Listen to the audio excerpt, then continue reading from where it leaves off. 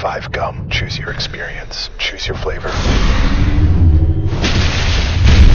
A tingling spearmint.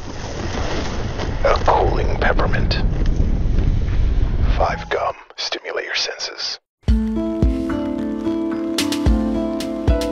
2 teenage cousins, Kimberly and Carol, have vanished off the streets of Toledo and have now been missing for 48 hours.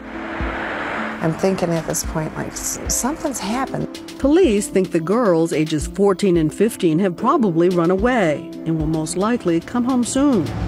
But Kimberly's mother, Stephanie, refuses to just sit and wait and starts to search on her own. I'm calling people. I'm going to other police stations and other sides of town and dropping off photos and just everything I could. Are you getting increasingly frantic? Oh, yes. I was getting very, very nervous. All the while, the girls are being held captive across town in a house less than 6 miles away by a pimp and 2 prostitutes. Kimberly, not her real name, is wearing a wig as a disguise.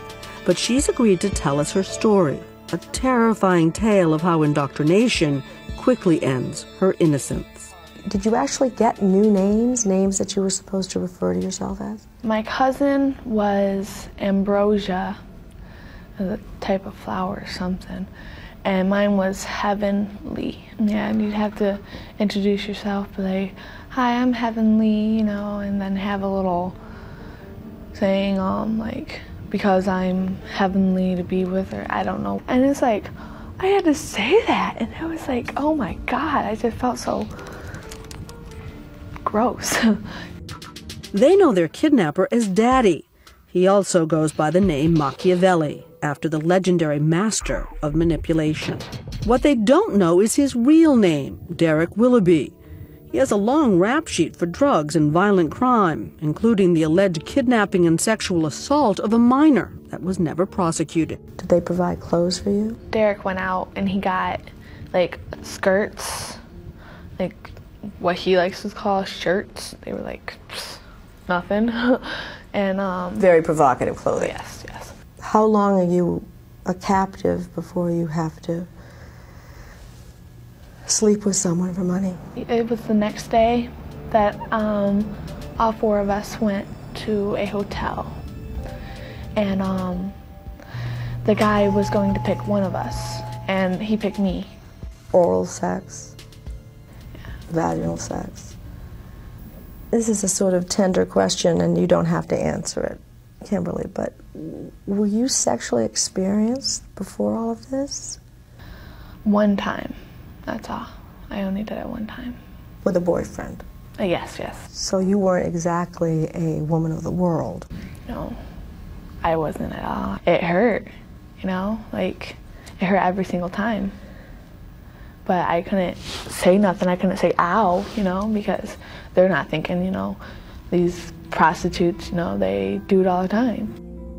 The cousins are never left unguarded. Someone is present even when they are forced to have sex.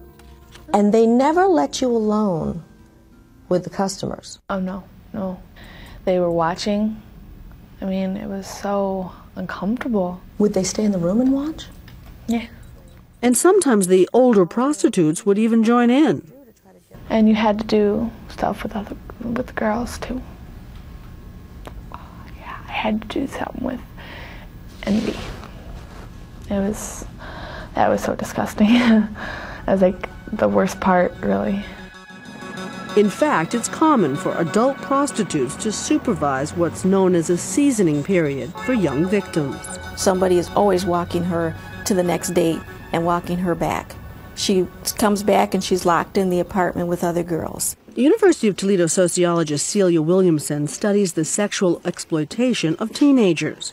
We've increased community awareness And started a program to help rescue victims. So the reason that a girl who, let's just say, was snatched, doesn't just run to the first police officer, the first person that she sees and says, you know, I'm being held against my will. It's because that pimp says to her, I will hurt your family, I'll hurt your siblings, you better not say anything to anybody. Until she can find a way to escape, make eye contact, tell someone during the seasoning period, she's not going to get away.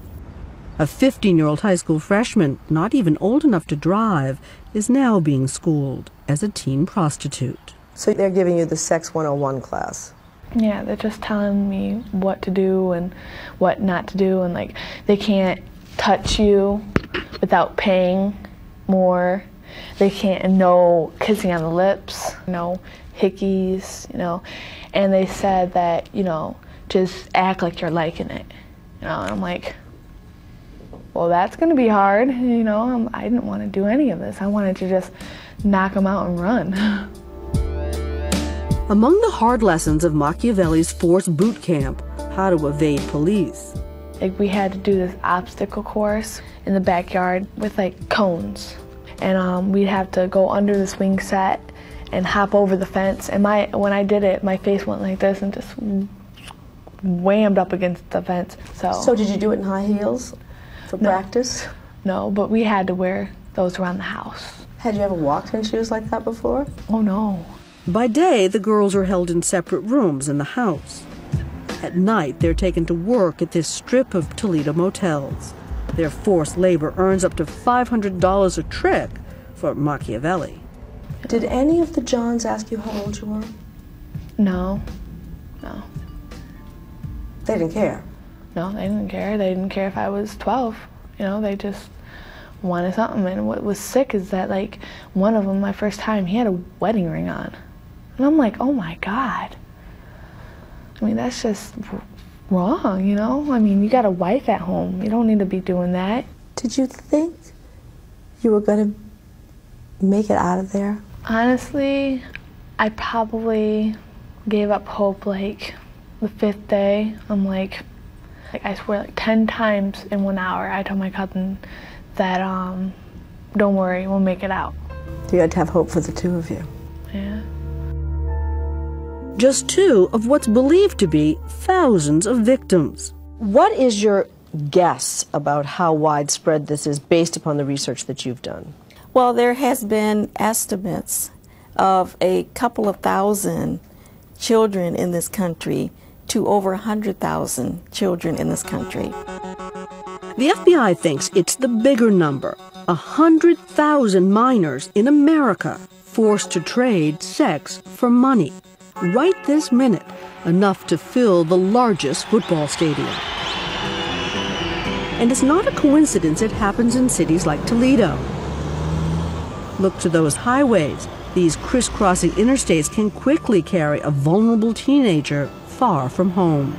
Toledo is a hotspot for recruitment and training, and then the girls are shipped out to coastal cities and larger cities to work. When we use the term sexual slavery, you literally mean that young girls are being bought and sold. Absolutely. We have girls in Toledo taken off the street and forced into prostitution, taken to another city and forced to work the streets, and having no money, not able to make phone calls, not able to escape, not able to leave.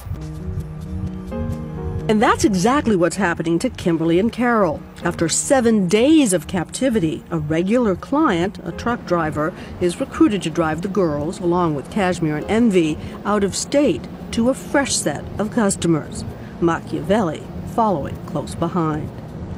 While back home, a mother and father wonder if they will ever again see their daughters. Police know that after 48 hours, the chance of a safe return dwindles by the minute. Now you're into the second week. Do you start to think that maybe she's not coming home? Yeah, that's when you drive down by the river.